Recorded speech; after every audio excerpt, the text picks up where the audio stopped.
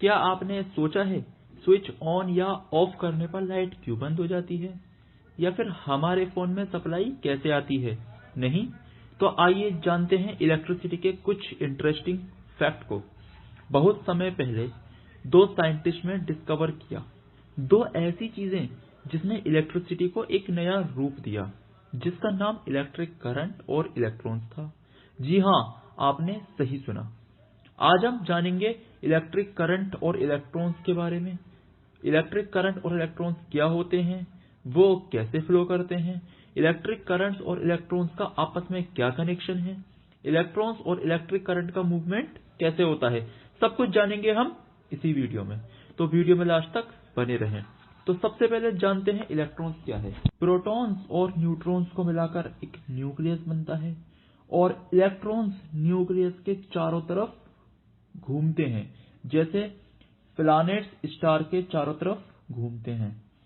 Protons में positive charge होते हैं, इलेक्ट्रॉन्स में नेगेटिव चार्ज होते हैं। इलेक्ट्रॉन्स पॉजिटिव चार्ज की तरफ अट्रैक्ट होता है। यही अट्रैक्शन इलेक्ट्रिसिटी के वर्ल्ड में बहुत महत्वपूर्ण होता है। इसी अट्रैक्शन की वजह से जन्म होता है इलेक्ट्रिक करंट का। चलिए जानते हैं इलेक्ट्रिक करंट क्या है। जिस तरह पानी का फ्लो नदी में बहता है, ठीक उसी तरह एक सर्किट में एक पॉइंट से दूसरे पॉइंट तक इलेक्ट्रॉन का फ्लो होता है। इसी फ्लो को इलेक्ट्रिक करंट कहते हैं और यही फ्लो हमारे इलेक्ट्रिकल डिवाइसेस को चलाने में मदद करता है। इस फ्लो को मेजर करने के लिए हम यूनिट में एम्पियर का इस्तेमाल करते हैं। इलेक्ट्रिक करंट बेसिकली इलेक्ट्रॉन्स का डायनामिक फ्लो है। क्या है ये डायनामिक फ्लो? चलिए जानते हैं। जब रोड पर ग्रीन सिग्नल मिलता है, कार चलने लगती है, और जब रेड सिग्नल मिलता है तब कार रुक जाती है। ठीक उसी तरह स्विच ऑन होता है तो इलेक्ट्रॉन्स फ्लो करने लगते हैं, और स्विच ऑफ होता है तो इलेक्ट्रॉन्स रुक जाते हैं। इसी प्रोसेस को हम डायनामिक फ्लो कहते हैं, क्योंकि ये हमेशा बदलते रहते हैं।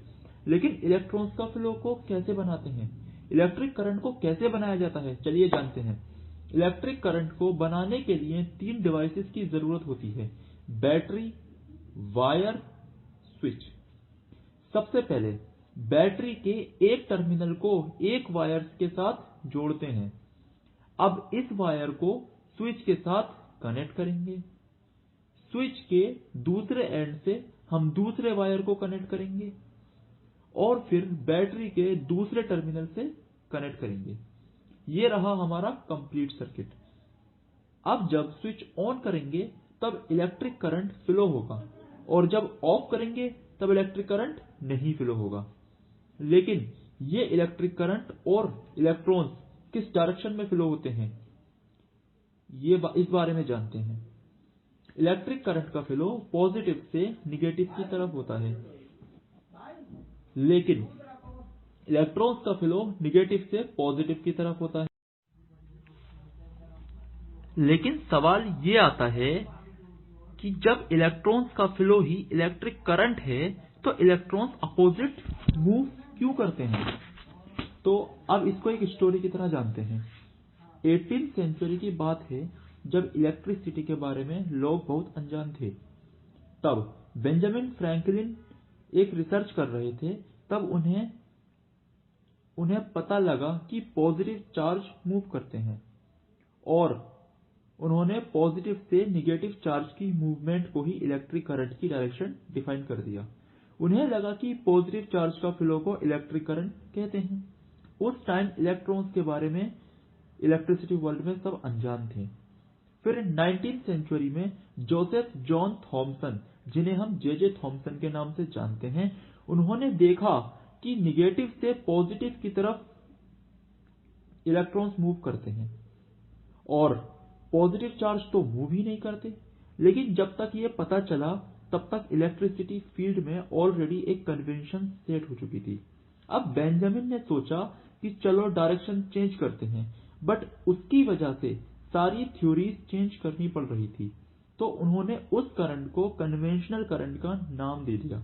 इस तरह इलेक्ट्रॉन्स और करंट का कनेक्शन अलग अलग हो गया, और इसी तरह दोनों अलग अलग डायरेक्शन में मूव करने लगे। जिसको हम कन्वेंशन करंट कहते हैं, वो आज के टाइम में इलेक्ट्रिक करंट के नाम से जानी जाती है। कैसी लगी वीडियो? अगर वीडियो अच्छी लगी हो तो लाइक करना ना भूलें और कमेंट में बताइए कि किस किस को समझ में आ गया और अगला टॉपिक मुझे क्या रखना चाहिए। और इसी तरह नॉलेज से भरी इंटरेस्टिंग इलेक्ट्रिकल इंजीनियरिंग से रिलेटेड वीडियोस जानने के लिए हमारे इस चैनल को सब्सक्राइब कीजिए, एसएच इंजीनियर नॉलेज। जय हिंद।